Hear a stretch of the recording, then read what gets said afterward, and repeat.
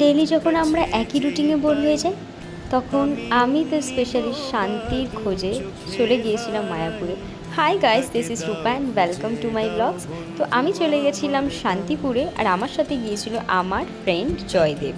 হ্যাঁ, জয়দেবকে ছাড়া কোথাও যাত্রা করা তো অসম্পূর্ণ ব্যাপার হয়ে গেছে আজকাল, কারণ ওই আমাকে কোথাও না কোথাও ঘুরতে নিয়ে যেতে থাকে, specially in the spiritual places. তো আমি এর আগেও একবার গিয়েছিলাম মায়াপুরে, কিন্তু সেইখানে সেইভাবে উপভোগ করতে পারিনি। সবচেয়ে বড় কথা হচ্ছে, যখন গিয়েছিলাম মায়াপুরে, যেতে যেতে যে এত সুন্দর বৃষ্টি আর ওয়েদার আর এত সুন্দর ভিউ আমি উপভোগ করব, আমি কখনোই ভাবিনি। অসংখ্য ধন্যবাদ কৃষ্ণকে যে আমাকে এরকম একটা ওয়েদারে নিয়ে গেছিলো। আর সবচেয়ে বড় কথা হচ্ছে, আমি সেদিন মেরুনের কিছু পরেছিলাম, আর কৃষ্ণকে সেদিন আমি মেরুনের পুরো বেশে দেখেছিলাম। ফোনে তো ভিডিও করতে পারিনি, কিন্তু কৃষ্ণকে আমি হলুদ আর নীলের বাইরে কখনো ইম্যাজিন করিনি।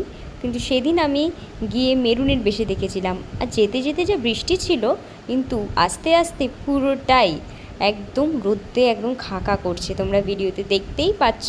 আর আমি মায়াপুর থেকে এই ছোট্ট গিফটটা আমি আমার মায়ের জন্য এনেছি।